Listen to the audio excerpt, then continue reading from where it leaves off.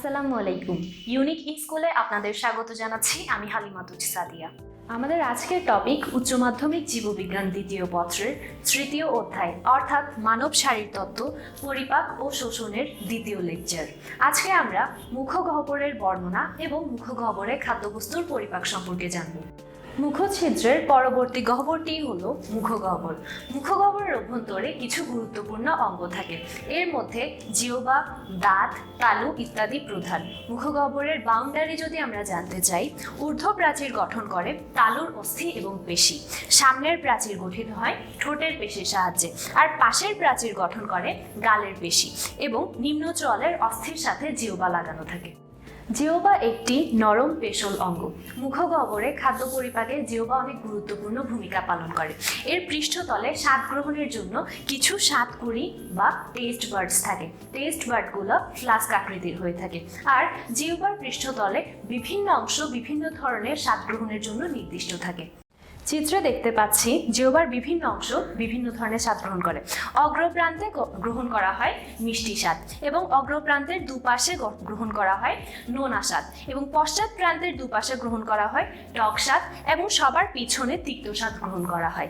মাঝখানে গ্রহণ করা হয় ঝাল জাতীয় খাবারের স্বাদ। আসলে ঝাল জাতীয় খাবারের জন্য কোনো স্বাদকুড়ি থাকে না। ঝাল জাতীয় খাবার গ্রহণ করা হলে এই অংশে ইরিটেশন বা জ্বালার সৃষ্টি হয়, তখনই ঝাল জাতীয় খাবারের অস্তিত্ব বোঝা যায়।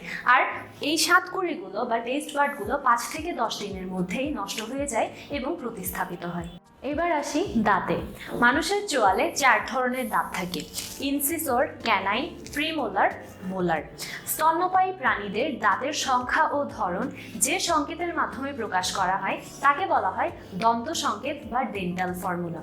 দন্ত সংকেত লেখার জন্য একটি সরল রেখার উপরে ও নিচে বিভিন্ন প্রকার দাঁতের ইংরেজি নামের প্রথম অক্ষর লেখা হয় এবং ওই চোয়ালের অর্ধাংশে ওই প্রকার দাঁত কতটি আছে তা লেখা হয় এবং প্রতি চোয়ালের অর্ধাংশের দাঁতগুলোকে 2 দিয়ে গুণ করা হয় এবং পরবর্তীতে প্রতি চোয়ালের দাঁতগুলোর সংখ্যা যোগ করা হয়। এটা হলো মানুষের দন্ত সংকেত।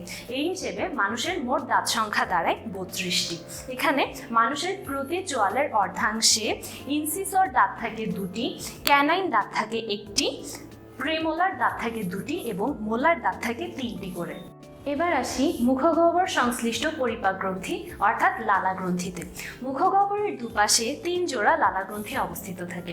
দুপাশে কানের নিচে থাকে প্যারোটিড গ্রন্থি, নিম্ন চোয়ালের ভিতরের দিকে থাকে 1 জোড়া সাবম্যান্ডিবুলার গ্রন্থি এবং জিহ্বার তলায় থাকে সাবলিঙ্গুয়াল গ্রন্থি। গ্রন্থিগুলোর ক্ষরণ অর্থাৎ লালারস একটি নালীর মাধ্যমে মুখগহ্বরে উন্মুক্ত হয়। প্যারোটিড গ্রন্থি থেকে যে নালী বের হয় সেটি মানুষের দ্বিতীয় ঊর্ধ্বমোলার দাঁতের বিপরীতে মুখগহ্বরে উন্মুক্ত হয়। সাবম্যান্ডিবুলার গ্রন্থি থেকে যে নালী বের হয় সেটি জিহ্বার নিচে ফ্রেনুলাম নামক একটি বিশেষ ত্বকের পাশে উন্মুক্ত হয়, আর সাবলিঙ্গুয়াল গ্রন্থি থেকে যে নালী আসে সেটি ফ্রেনুলামেই উন্মুক্ত হয়। চিত্রে আমরা লালা গ্রন্থিগুলো দেখতে পাচ্ছি। এটি হলো প্যারোটিড গ্রন্থি। দুপাশেই দুকানের নিচে একটি করে প্যারোটিড গ্রন্থি থাকে।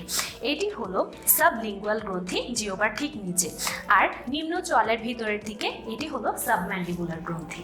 লালা গ্রন্থিগুলো রসক্ষরণকারী এবং এপিথেলিয়ামে আবৃত ডিম্বাকার বা গোলাকার থলি বিশেষ। থলির প্রাচীরে 2 ধরনের কোষ থাকে: সেরাস কোষ এবং মিউকাস কোষ। সেরাস কোষ থেকে এনজাইম নিঃসৃত হয় এবং মিউকাস কোষ থেকে মিউকাস নিঃসৃত হয়। আর লালা গ্রন্থির ক্ষরণকে বলা হয় লালারস বা স্যালাইভা। লালা গ্রন্থি নিঃসৃত লালারসের দৈনিক ক্ষরণ হলো 1200 থেকে 1500 মিলিলিটার।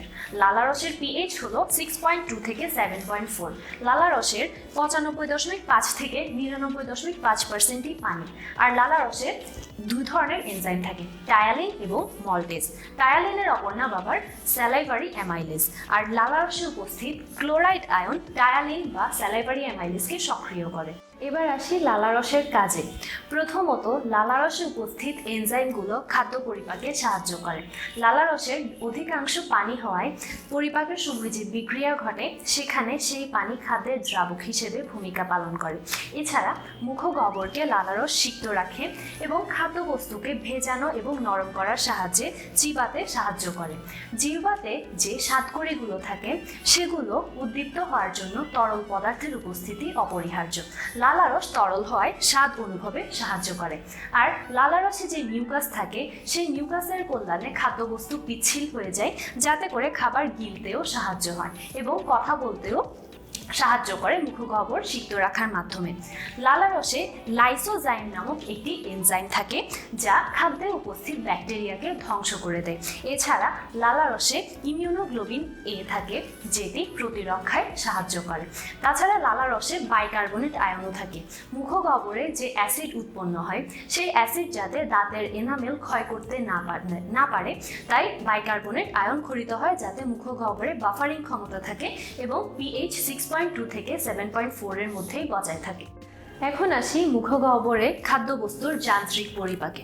4 ধরনের দাঁত, জিহ্বা এবং লালারসের অংশগ্রহণে গৃহীত খাদ্য নিষ্পেষিত হয়ে খাদ্যমণ্ড বা বোলাসে পরিণত হয়। যান্ত্রিক পরিপাক শেষে খাদ্যবস্তুর রাসায়নিক পরিপাক শুরু হয়। শর্করা পরিপাকের ক্ষেত্রে জটিল শর্করা টায়ালিন বা স্যালাইভারি অ্যামাইলেজের মাধ্যমে মল্টোজে পরিণত হয় এবং মল্টেজ এনজাইমের সাহায্যে গ্লুকোজে পরিণত হয়। উল্লেখ্য, লালারসে আমিষ এবং স্নেহ পরিপাককারী কোনো এনজাইম থাকে না, তাই মুখগহ্বরে শুধুমাত্র শর্করা জাতীয় খাদ্যেরই আংশিক পরিপাক ঘটে থাকে। আজ এ পর্যন্তই। এর পরের ক্লাসে আমরা পাকস্থলীতে খাদ্য পরিপাক সম্পর্কে জানব। ধন্যবাদ।